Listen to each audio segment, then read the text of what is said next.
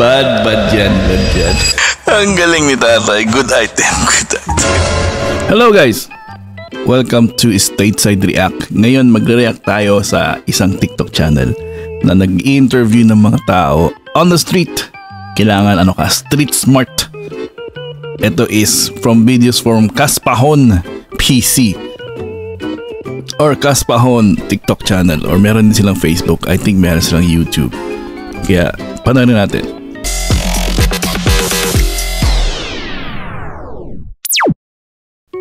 Kung may message ka sa iyong ina, ano ito?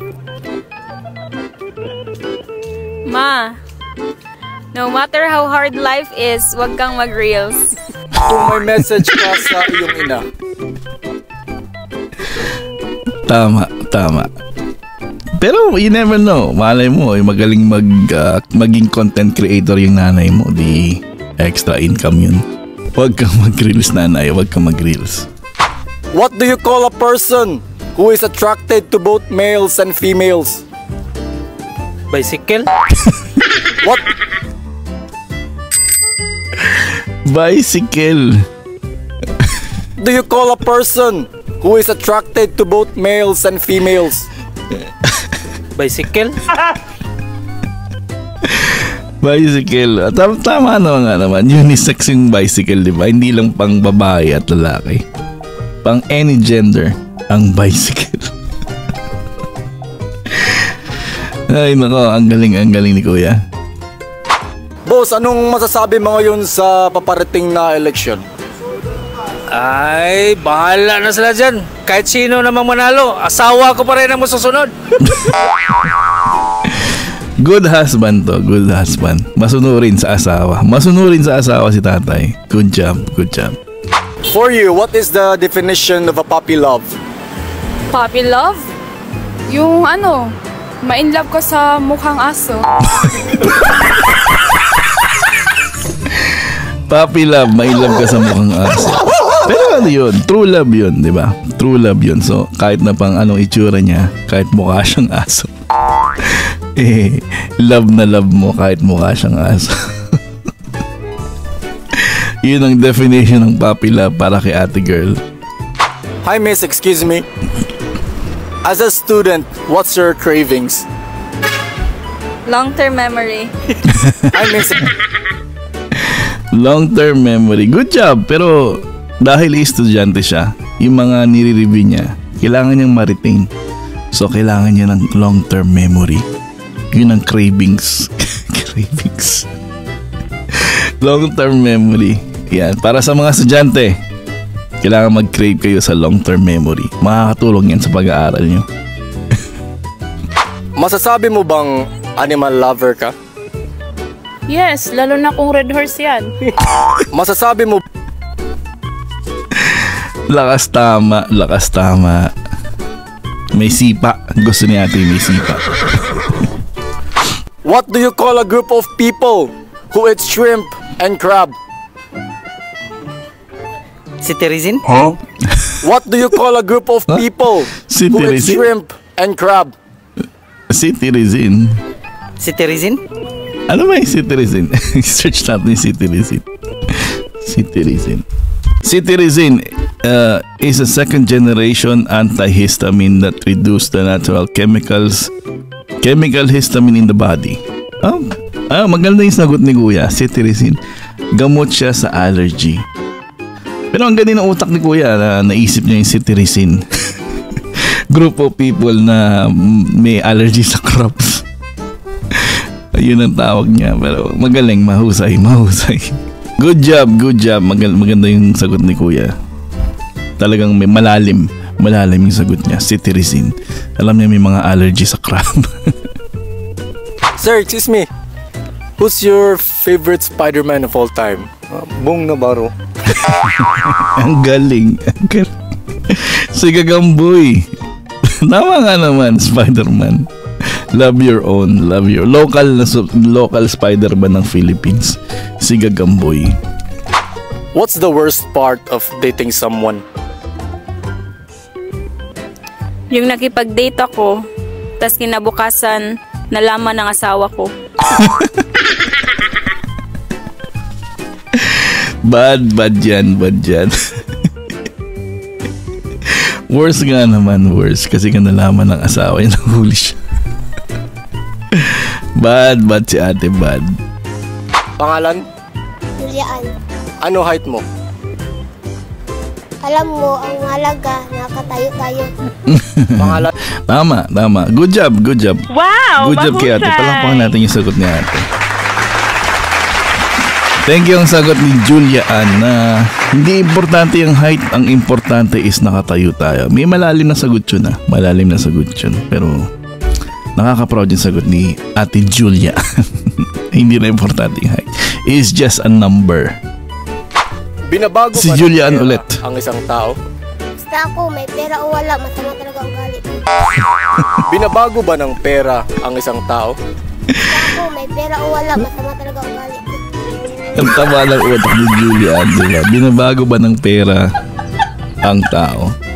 So kahit hindi siya binago kasi kahit anong mangyari, kahit walang pera, kahit may pera o wala is masama ugali niya. May girlfriend ka ba ngayon? Oh, siyempre. Naks. Papapanood niyo to. Anong message mo sa kanya? Chin, puwil ka ba? Foil. Bakit? Kasi ang ganda mo. Nasaan yung foil dun? Nasa bulsa ko. May girlfriend ka ba ngayon? Ang galing ni tatay. Good item. Hindi ko ma-connect yung dots pero ang ganda. Foil. Nasa puso niya yung foil. Ang husay. What does the acronym HTML stand for? How to make lumpia? What does the acronym HTML stand for? How to make lumpia?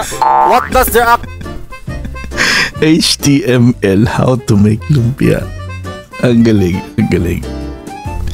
Mga Pinoy makagets niyan, HTML. Pero hindi ko alam marami pa rin taong di nakakalam kung ano ibig sabihin ng HTML. Kahit ako, hindi ko alam kung ano ibig sabihin ng HTML eh. Ano ba yung HTML?